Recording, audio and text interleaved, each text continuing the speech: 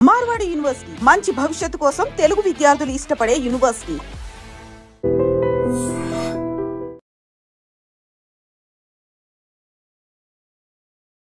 Hi, hello, నమస్తే, welcome back to dream media. ఈ రోజు మనతో ఉన్నారు విశ్వేశ్వర రెడ్డి గారు. ముఖ్యంగా యుఎస్ లో ఉన్న సిచ్యువేషన్స్ గురించి, అక్కడ అప్డేట్స్ గురించి ఒకసారి సార్ అడిగి తెలుసుకుందాం. సార్ అందరికి సుపరిచితులే, సో అక్కడ విషయాలు ఒకసారి తెలుసుకుందాం. నమస్కారం విశ్వేశ్వర రెడ్డి గారు. నమస్కారం సార్, లేటెస్ట్ అమెరికన్ అప్డేట్స్ చూసుకున్నట్లయితే ఫస్ట్ థింగ్, ఎవరైతే డిపెండబుల్ వీసా మీద అక్కడ ఉంటూ ఉంటారో, ఎవరైతే గ్రీన్ కార్డ్స్ మీద వెళ్ళి అక్కడ ఉన్న వాళ్ళు స్పౌస్ అయి ఉండొచ్చు, పేరెంట్స్ అయి ఉండొచ్చు, వాళ్ళు ఎయిర్పోర్ట్స్ లో ఉన్న టైంలో సెలవులకి ఇక్కడ నుంచి వచ్చి అక్కడికి వెళ్తున్న టైంలో అయి ఉండొచ్చు, వాళ్ళ పాస్పోర్ట్స్ చేతికి ఇచ్చేయమని అక్కడ అధికారులు చెప్తున్నట్టు కొన్ని వార్తలు వస్తున్నాయి. Is it true?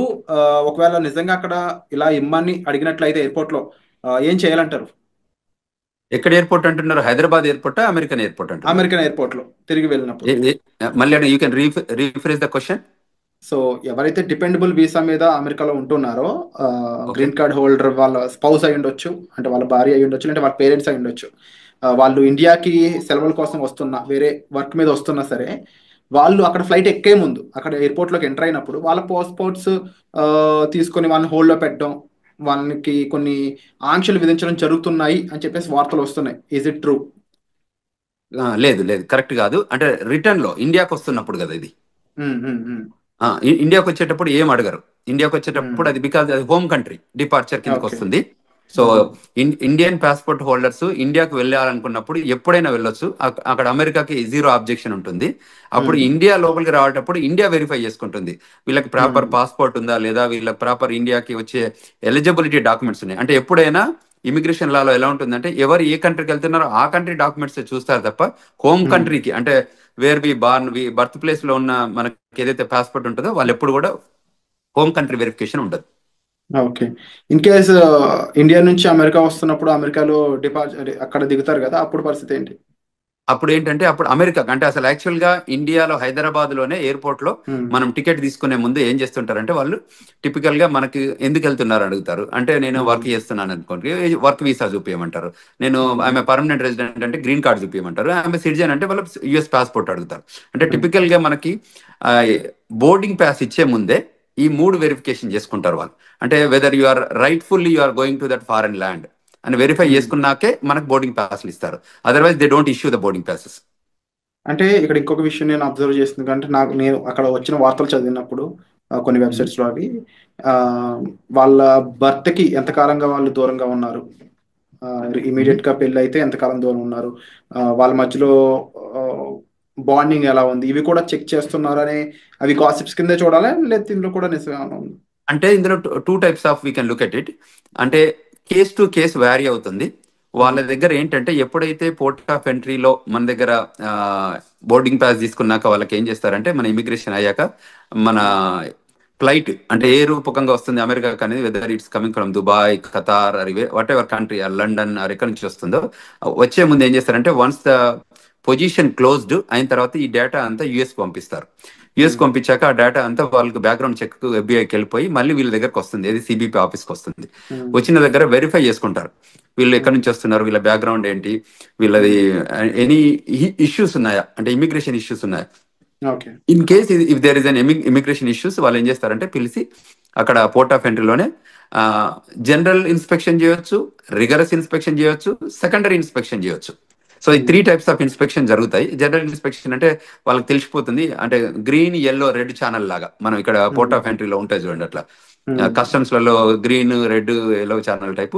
ఇది కూడా టిపికల్ గా ఎలా ఉంటుందంటే, వాళ్ళకి if they have background, very good background ఉంటే లోపలికి స్మూత్ గానే అడుగుతారు, కపుల్ ఆఫ్ క్వశ్చన్స్ అడిగి రాణిస్తారు. లేదు ఇంకా వాళ్ళకి డౌట్ ఉంటే ఒక 10 క్వశ్చన్స్ అడుగుతారు. ఇంకా బాగా డౌట్ ఉంటే ఏం చేస్తారంటే, వాళ్ళ ఫోల్డర్, ప్యాకెట్, పాస్పోర్ట్ అన్ని తీసుకొని సెకండరీ ఇన్స్పెక్షన్ అని ఒక పక్క రూమ్ తీసుకెళ్తారు. అక్కడ తీసుకెళ్లి ఒక 4-5 అవర్స్ కూర్చోబెట్టి ఆ 4-5 అవర్స్ లోపల ఏం చేస్తారంటే, వాళ్ళ పాస్పోర్టు, వాళ్ళ ఫోను, వాళ్ళ కంప్యూటరు, వాళ్ళ అన్ని తీసుకొని కూర్చోబెట్టి ఈ 4-5 అవర్స్ లోపల, అంటే వాట్ ఎవర్ ద స్టిపులేటెడ్ టైంలో వీళ్ళు ఏం చేస్తారంటే వాళ్ళ బ్యాక్గ్రౌండ్ చెక్ చేస్తారు. కంట్రీలో ఎప్పటి నుంచి వచ్చారు, ఎప్పుడు ఉన్నారు, ఇది మొదటిసారి వచ్చిందా లేకపోతే ఎన్నిసార్లు ఉన్న దానిలో ఇప్పుడు H1B మీద ఉంటే ఎవరు ఏ ఎంప్లాయర్ దగ్గర పనిచేస్తున్నాడు, ఎంప్లాయర్ దగ్గర అసలు జాబ్ ఉందా లేదా, అంటే టిపికల్ గా దే వెరిఫై ఎవ్రీథింగ్. ఒకవేళ ప్రయర్లీ ఏదైనా ఉంటే ఈయనకి ఏదైనా స్పీడింగ్ టికెట్లు ఉన్నాయా, లేకపోతే ఇంకేదైనా క్రిమినల్ రికార్డ్ ఉందా, you know what I'm talking, and everything they will verify. అక్కడ ఏదైనా వయలేషన్స్ ఉన్నాయని గమనిస్తే ఆ సెకండరీ ఇన్స్పెక్షన్ లో గుర్తుపడితే ఏం చేస్తారంటే వాళ్ళని మళ్ళీ ఇంటర్వ్యూ ప్రాసెస్ లోకి తీసుకెళ్తారు. తీసుకెళ్లి ఆ ఇంటర్వ్యూలో ఒకవేళ వాళ్ళు వయలేట్ చేసిన ఏమైనా ఉంటే ప్రజెంట్ చేస్తారు. దీస్ ఆర్ ద సిచ్యువేషన్స్ ఉన్నాయి, వాట్ యూ థింక్ అంటే వాళ్ళు మనం అగ్రి అయ్యాం అనుకోని, అగ్రి అయితే వాళ్ళ వీసా క్యాన్సిల్ చేసేసి మళ్ళీ అక్కడ నుండి డిపోర్ట్ చేస్తారు. అంటే ఇప్పుడు ఫర్ ఎగ్జాంపుల్ జనరల్ గా అమెరికా పెళ్ళికొడుకు అంటే ఎక్కువ మంది ఇంపార్టెన్స్ ఇస్తూ ఉంటారు. ఆ రకంగా ఎప్పుడైనా వాళ్ళ అమ్మాయిని తిరిగి అక్కడ పంపినప్పుడు డిపెండబుల్ వీసా మీద అమ్మాయి వెళ్తుంది కాబట్టి కరెక్ట్, H4 వీసా అమ్మాయిని, మీద వస్తారు. కానీ ఆ అమ్మాయి బాగా చదువుకున్న అమ్మాయి అనుకోవచ్చు, ఎంటెక్ పర్సన్ అయి ఉండొచ్చు. ఇన్ కేస్ ఆవిడ నేను ఇక్కడ కూడా జాబ్ చేస్తాను ఏమన్నా పొరపాటున అక్కడ రివీల్ చేసి ఉంటే అప్పుడు సిచ్యువేషన్ ఎలా ఉంటుంది? ఆ పాసిబిలిటీ, అదే ఆ ఇంటర్వ్యూయింగ్ ప్రాసెస్ అని ఇంతకుముందు చెప్పాను కదా. So Hmm. యూజువల్ గా మనం ఏం చేస్తామో H4 మీద ఉంటే తక్కువ క్వశ్చన్స్ అడుగుతారు, ఎందుకంటే they are not primary. In case వాళ్ళకి బాగా డౌట్ వస్తే వాళ్ళు అడగొచ్చు. అడిగితే ఆ పొటెన్షియల్ థింకింగ్ ఉంటే అప్పుడు ఆలోచిస్తారు, కానీ మెజారిటీ 98% పెద్ద ఇష్యూస్ ఏమి ఉండవు దానికి.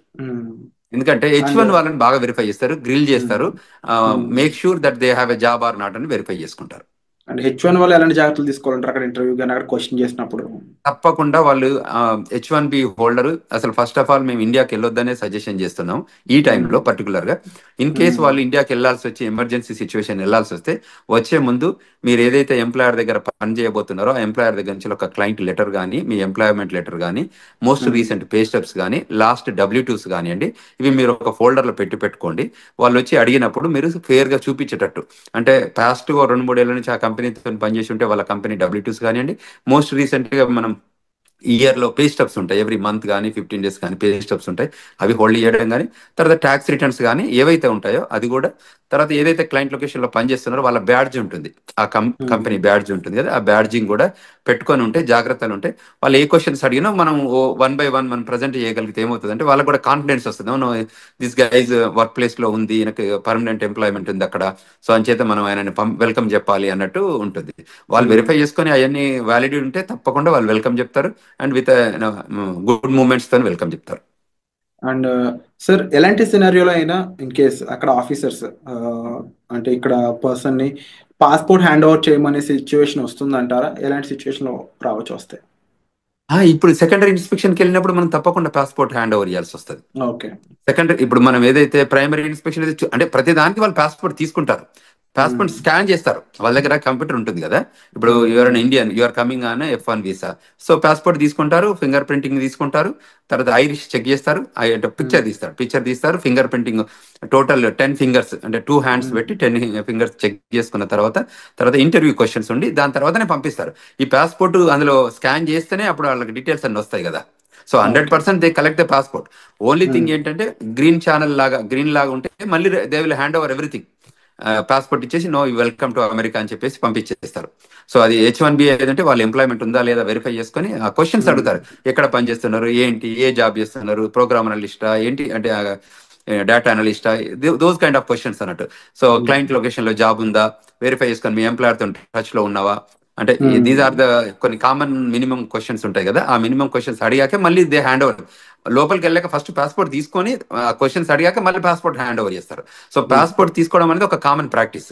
ఓన్లీ అమెరికన్ సిటిజన్స్ అయి ఉండి వాళ్ళకి గ్లోబల్ ఎంట్రీ ఉంటే తప్ప వీళ్ళని యూజువల్ గా గ్లోబల్ ఎంట్రీ ఉన్న వాళ్ళకి ఎలా ఉంటుందంటే వాళ్ళకి ఐరిష్ తో టెస్ట్ చేస్తారు, వాళ్ళకి ఇండిపెండెంట్ గా వాళ్ళే స్కాన్ చేసుకోవచ్చు, వాళ్ళే పిక్చర్ దిగొచ్చు. ఇప్పుడు యాప్ కూడా వచ్చింది, గ్లోబల్ ఎంట్రీ యాప్. సో అందులోనే వాళ్ళు ఫోటోలు తీసుకొని సబ్మిట్ చేస్తారు, ఆఫీసర్ సిబిపి ఆఫీసర్ వెరిఫై చేసుకొని ఎవ్రీథింగ్ గుడ్ ఉందంటే వాళ్ళు ఈవెన్ పాస్పోర్ట్ కూడా అడగరు, యూ కెన్ గో అని చెప్పేస్తారు. ఎందుకంటే వాళ్ళకి బ్యాక్గ్రౌండ్ చెక్లు, వ్యాలిడేషన్ అంతా జరుగుతుంది కాబట్టి.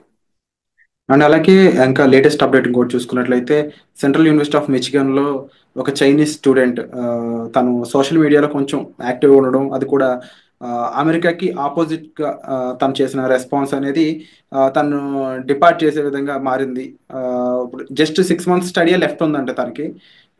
2016లో తను వెళ్ళాడంట స్టడీస్ కోసం. అలాంటి సిచ్యువేషన్స్లో ముఖ్యంగా సోషల్ మీడియాలో మనం అంటే రియాక్ట్ అయ్యే విధానం కానీ, ఆఖరికి ఒక పోస్ట్ యుఎస్కి ఆపోజిట్గా ఉండే ఒక పోస్ట్ని మనం లైక్ చేసినా కూడా అది మన మీద కాస్త తీవ్ర ప్రభావం చూపిస్తుందని చెప్పేసి వస్తున్నాయి వార్తలు. ఈ పరంగా ఇండియన్ స్టూడెంట్స్ ఎవరైనా ఎఫెక్ట్ అయ్యే ఛాన్స్ ఉందా? అసలు అక్కడ స్టూడెంట్స్ ఎలాంటి జాగ్రత్తలు తీసుకోవాలంటారు? Correct, very good question Virat. Typical ఏంటంటే మనకు ఈ ఇక్కడ కంట్రీలో మనం non immigrant aliens, we are here for a short term, అంటే టర్మ్ బేస్డ్ వస్తున్నాం మనం ఈ కంట్రీలోకి. అది F1 అయితే 2 to 5 years, H1 అయితే 3 to 6 years, and permanent residence అయితే యూ హ్యావ్ రెసిడెన్సీ రిక్వైర్మెంట్ ఉంది కాబట్టి అది ఫాలో అయితే ఇస్తారు. సో ఎక్కడైతే నాన్ ఇమిగ్రెంట్ ఏలియన్స్ ఉంటారో వాళ్ళకి ఈ స్పెషల్గా ఈ రూల్స్ అని అప్లై అయ్యేది.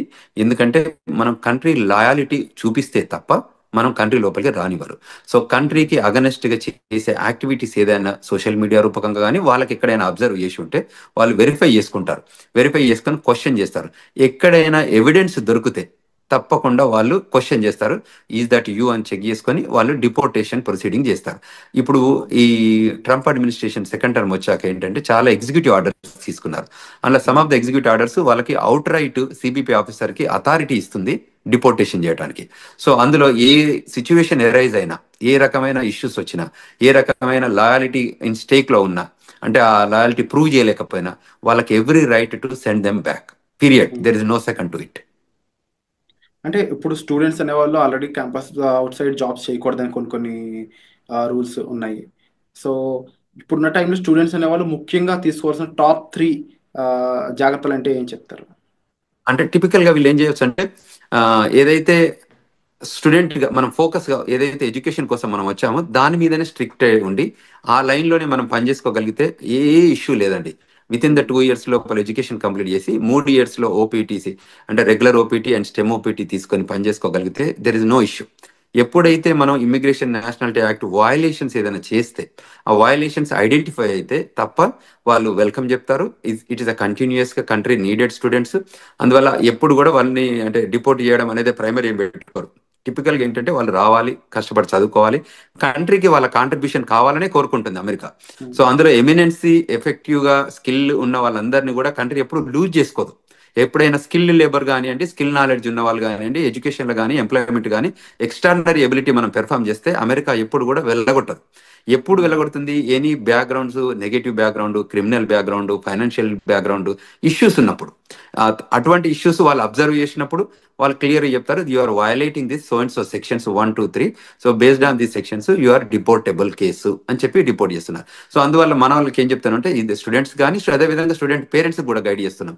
ఎందుకంటే ఇప్పుడున్న కరెంట్ జనరేషన్లో, కరెంట్ సిచ్యువేషన్లో, జనరేషన్ మీన్స్ ఏంటంటే ఇది డిజిటల్ ఏజ్ జనరేషన్. అంతకుముందు ఏంది first generation, second generation type, ఇప్పుడు డిజిటల్ ఏజ్ జనరేషన్ వచ్చింది. సో మీరు ఏది చేసినా అక్కడ ట్రాక్ అవుతుంది. సో మనం అందులో తప్పించుకోవడానికి ఛాన్స్ లేదు. కాబట్టి మనం ముందే జాగ్రత్త పడి మిస్టేక్స్ చేయకుండా ప్రాపర్ గైడెన్స్ తీసుకొని, ఇప్పుడు మాలాగా సీనియర్స్ ఉన్న వాళ్ళు కాకుండా ఇక్కడ ఏదైనా ఇమిగ్రేషన్ లా ఫార్మ్స్ ఉన్నా కూడా రైట్ఫుల్ గైడెన్స్ తీసుకొని వాళ్ళు చేసే ప్రతి యాక్షన్లో కూడా బిఫోర్ దే యాక్ట్ ఈ గైడెన్స్ తీసుకొని ముందుకెళ్ళగలిగితే that is the best option to do. ఇంకేదన్నా వాళ్ళకి గైడెన్స్ కావాలన్నా ఈ రూపకంగా మన వీడియోస్ చూడడం రూపకంగా ఐ డ్రీమ్స్లో ఈ రకరకాల వీడియోస్ మనం ప్రొడ్యూస్ చేస్తున్నాం కదా, వాటిల్లో చూసి వెరిఫికేషన్ చేసుకొని ఇంకేదైనా క్వశ్చన్స్ ఉంటే they can approach us. We are here to help them students, we are here to help them skilled labour H1B వాళ్ళు కానీ, ఈవెన్ గ్రీన్ కార్డ్ హోల్డర్స్ కానీ సెవరల్ కన్ఫ్యూజన్స్ వస్తున్నాయి. ఎందుకంటే ఎవ్రీడే ఒక ఎగ్జిక్యూటివ్ ఆర్డర్ లాగా ఇమిగ్రేషన్ లా వస్తున్నాయి కాబట్టి వాళ్ళకి ఆ గైడెన్స్ కావాలి. సో ఆ గైడెన్స్ తీసుకొని వాళ్ళు యాక్ట్ చేయగలిగితే వాళ్ళు సేఫర్ హ్యాండ్స్లో ఉంటారు అనేది మనం ఇక్కడ తీసుకోవాల్సిన జాగ్రత్తలు తీసుకోవాలి. అలాగే విశ్వేశ్వర్ గారు, ముఖ్యంగా H1B వీసాకు సంబంధించి చాలా చేంజెస్ రాబోతున్నాయి, ఎలిజిబిలిటీ క్రైటీరియాలో కూడా చేంజెస్ రాబోతున్నాయని తెలుస్తూ ఉంది. ఇంకేస్ చేంజెస్ అనేవి చేసినట్లయితే ఎలాంటి విషయాల్లో చేంజెస్ చేసే అవకాశం అనేది ఉంటుంది అంటారు? అంటే there are number of things. America ఏం చేస్తుందంటే every time they will revive and define new things. అంటే ప్రయర్గా జరుగుతున్న ఇష్యూస్ కానీ అడ్రస్ చేసుకుంటూ వాళ్ళకి ఎవ్రీ మంత్ ఒక మీటింగ్ జరుపుకుంటారు. ఆ మంత్ మీటింగ్లో అనాలిసిస్ చేస్తారు, ఏదైనా ఇష్యూస్ ఉన్నాయా, కన్సర్న్స్ ఉన్నాయా, ఏమన్నా మన కంట్రీ ఇంపాక్ట్ ఏదైనా అవుతుందా, దీనివల్ల బెనిఫిట్ ఉందా ఈ ప్రోగ్రామ్ని ఏమైనా చేంజ్ చేయాలా. అంటే ఇది డిపార్ట్మెంట్ ఆఫ్ లేబర్ ప్రోగ్రామే కానివ్వండి, ఇది డిపార్ట్మెంట్ ఆఫ్ స్టేట్ ప్రోగ్రామ్ కానివ్వండి, ఇది USCIS ప్రోగ్రామ్ కానీ, ఏ ప్రోగ్రామ్స్ అయినా కూడా వాళ్ళు డిఫైన్ చేసుకుంటారు. అది ఎడ్యుకేషన్, డిపార్ట్మెంట్ ఆఫ్ ఎడ్యుకేషన్ అంటే గవర్నమెంట్లో ఏ ప్రోగ్రామ్ ఉన్నా కూడా ఆ ప్రోగ్రామ్ మీద అనాలిసిస్ చేసుకుంటారు. ఇది కంట్రీ ఇంట్రెస్ట్లో పనిచేస్తుందా, కంట్రీకి ఏమైనా బెనిఫిట్ అవుతుందా, how we can redefine and the best process and best possible opportunity to grow this country అని చూస్తారు. అందులో ఏమైనా మనకి కన్సర్న్స్ ఉన్నాయనుకుంటే వాటిని కరెక్ట్ చేస్తారు. ఆ కన్సర్న్ కరెక్ట్ చేసే ప్రాసెస్లోనే వాళ్ళు ఈ చేంజెస్ తీసుకొస్తారు. అందులో ఇప్పుడు ఎంప్లాయ్మెంట్ ఇష్యూస్ ఉన్నాయనుకోండి, ఆ ఎంప్లాయ్మెంట్ దానిలో చేంజ్ చేస్తారు, ఓపీటీలో చేంజ్ చేస్తారు. ఒకప్పుడు వాళ్ళకి లేని ఓపీటీ క్రియేట్ చేశారు, ఓపీటీ తర్వాత 36 months ఇచ్చారు. సో అమెరికా ఇప్పుడు ఏంటంటే వాళ్ళకి స్కిల్డ్ లేబర్ కావాలి. అంటే నాలెడ్జబుల్ పీపుల్ కావాలి, who can make and break the greatest technology evolution లో చేయగలిగే పీపుల్ ఉంటే వాళ్ళని తీసుకొని ముందుకు ప్రొడ్యూస్ చేసుకొని ఆ కంట్రీ బెనిఫిట్ లో పనిచేపించుకుంటారు. కాబట్టి ఆ లైన్ లో ఉన్న వాళ్ళకి ఏ మాత్రం ఇష్యూ లేదు, ఆ లైన్ లో పనిచేసేటట్టు మన వాళ్ళు ఉండాలి. అండ్ యూజువల్ గా ఇండియన్ పీపుల్ టెండెన్స్ ఏంటంటే they are gem of the gems in education, stem, science and technology, engineering, mathematics లో మనంత గొప్పగా ప్రపంచంలో ఎక్కడ ఉండరు. సో ఆ స్కిల్ని మనం ప్రాపర్గా ఎగ్జిబిట్ చేయగలిగితే, ఆఫీసర్ ముందు కానివ్వండి, ఇంటర్వ్యూవర్ ముందు కానివ్వండి, గవర్నమెంట్ ముందు కానీ చేయగలిగితే మనకు ఇట్స్ రెడ్ కార్పెట్ వెల్కమ్ ఉంటుంది. అది గుర్తించితే మనం తప్పకుండా ముందుకు ఎదగడానికి ఆస్కారం ఉంటుంది. Wonderful sir. And episode close చేసే ముందు ఒక మాట స్టూడెంట్స్ కానీ లేకపోతే అక్కడ ఎంప్లాయీస్ కానీ డిపెండబుల్ వీసా మీద ఉన్న వాళ్ళకి ఓవరాల్గా వీరందరికీ మీరు చెప్పే మాట ఏంటి? ఏదైనా ఇప్పుడున్న కొత్త ట్రెండ్స్ మనకి ఎవ్రీ టైం జరుగుతున్నాయి కాబట్టి ఏంటంటే న్యూ ఎగ్జిక్యూటివ్ ఆర్డర్స్ వస్తున్నాయి కాబట్టి, ఇప్పటికే వచ్చినాయి కాకుండా ఫ్యూచర్ కూడా రాబోతున్నాయి కాబట్టి, సో మీరు వెల్ ఇన్ఫార్మ్డ్గా ఉండాలి, అందరితో కనెక్ట్ ఉండాలి. సో మనకు తెలిసిందే కరెక్ట్ అని అనుకోవద్దు. సో తప్పకుండా you take good guidance from non profit organisations కానీ మమ్మల్ని అప్రోచ్ అయితే మేము వీఆర్ దేర్. మేము చెప్తున్నాం గ్లోబల్ తెలంగాణ ద్వారా కూడా వాళ్ళకి ఈమెయిల్ రూపకంగా కానీ ఫోన్ రూపకంగా కానీ మేము ఫోన్ నెంబర్స్ కూడా ఇచ్చాము. సో అమెరికాలో ఉన్నాం కాబట్టి అదేవిధంగా మనకి ఏదైనా law firm, immigration law firm guidance కానివ్వండి, సజెషన్స్ కానివ్వండి తీసుకోవాలి. ఇవాళ మేము yesterday organised global Telangana association ద్వారా ఒక సెమినార్ ఆర్గనైజ్ చేశాము, వెబినార్ ఆర్గనైజ్ చేశాము. బ్రహ్మాండంగా ఒక 1000 మంది జాయిన్ అయ్యారు. 1000 మంది స్టూడెంట్స్ రూపకంగానే ఇమిగ్రేషన్ రిక్వైర్మెంట్ ఏమున్నా కూడా ఇప్పుడు కరెంట్ లో జరుగుతున్న ఇమిగ్రేషన్ ట్రెండ్స్ పైన ఏవేవైతే ఇష్యూస్ ఉన్నాయో వాటిపైన మేము ఆర్గనైజ్డ్ విత్ సీనియర్ ఇమిగ్రేషన్ అటార్నీతోని కాన్ఫరెన్స్ కాల్ ఆర్గనైజ్ చేస్తే there are number of peoples join అయ్యారు. వాళ్ళ క్వశ్చన్స్ ఒక 2.5 గంటల కాన్ఫరెన్స్ కాల్ జరిగింది. అంటే అంత సేఫ్ క్వశ్చన్స్ అడిగారు వాళ్ళంతా. So it is very informable. అట్లా ముందుకు వచ్చి తెలుసుకోగలిగితే అంత that is the greatest thing. So మేము అదే చెప్తున్నాం. అది F1 కానివ్వండి, H1 కానివ్వండి, గ్రీన్ కార్డ్ హోల్డర్స్ కానివ్వండి, ఈవెన్ సిటిజన్స్ కానివ్వండి, ఈ కంట్రీ రిక్వైర్మెంట్స్ ఏమున్నాయి, ఇప్పుడు సిటిజన్షిప్ అయినా కూడా గ్రీన్ కార్డ్ అయినా కూడా మనం ఈ AR11 అప్డేట్ చేస్తున్నామా, మనం F1 H1 వాళ్ళు కూడా AR11 అంటే స్టేటస్ మనకి అడ్రస్ అప్డేట్ చేస్తున్నామా, లేకపోతే రిజిస్ట్రేషన్ రిక్వైర్మెంట్స్ అప్డేట్ చేస్తున్నామా. మనం ఈ కంట్రీలోకి వచ్చాం కాబట్టి మనం ఈ కంట్రీ నామ్స్ అంటే లా ఆఫ్ ద ల్యాండ్ ఎలా ఇమిగ్రేషన్స్ ఉన్నాయో, ఇమిగ్రేషన్ నేషనల్ యాక్ట్ రూల్స్ ఏది ఉన్నాయో మనకు తెలిస్తే ఫాలో అయిదాం, తెలియకపోతే తెలుసుకొని ఫాలో అయిదాం. Bottom line we need to follow the rules. So if you follow the rules there is no issue. This country is the best country to live and this the best country to welcoming. And the country people కూడా చాలా బాగుంటారు. మనం కూడా grow కావడానికి opportunity ఉంటుంది. మన పిల్లలకు కూడా చాలా కంఫర్టబుల్గా సెటిల్ అవుతారు. సో అక్కడ ఉన్న చదువుకునే స్టూడెంట్స్ అయి ఉండొచ్చు, వర్క్ చేసే వాళ్ళు అయి ఉండొచ్చు, ఎవరు కూడా ఇన్సెక్యూరిటీస్ ఏం పెట్టుకోకుండా ప్రాపర్గా ప్రొఫెషనల్స్ని కలిసి మీ డౌట్స్ అనేవి సాల్వ్ చేసుకోగలిగినట్లయితే మీరు ఒక సేఫ్ అండ్ సెక్యూర్ లైఫ్ అక్కడ లీవ్ చేయొచ్చండి. దాంతోపాటుగా అంతగా మిమ్మల్ని ఇబ్బంది పెట్టే విషయం అయితే మాత్రం తప్పకుండా ఇమీడియట్లీ మీరు ఒక ప్రొఫెషనల్ కానీ ఎంబసీ సైడ్ పీపుల్ కానీ లేకపోతే అక్కడ లా ఫీమ్కి సంబంధించిన పర్సన్స్ అయి ఉండొచ్చు, లేకపోతే మన విశ్వేశ్వరరావు గారు లాంటి ప్రొఫెషనల్స్ మీరు కలిసినట్లయితే కాస్త జాగ్రత్తలతో పాటుగా మీకు కాస్త గైడెన్స్ ఇచ్చే ఛాన్సెస్ అనేవి దొరుకుతాయి. సో తప్పకుండా మీరు తీసుకునే ఇనిషియేషన్స్ అనేవి చాలా గ్రేట్ విశ్వేశ్వర్ గారు. తప్పకుండా మీరు కండక్ట్ చేసే వెబినార్స్ అయి ఉండొచ్చు, లేకపోతే ఇలా ఇంటర్వ్యూస్ రూపంలో అయి ఉండొచ్చు, చాలా ఇన్ఫర్మేషన్ని చాలా మందికి అందిస్తూ ఉన్నారు. So we are thankful and thank you so much for great information.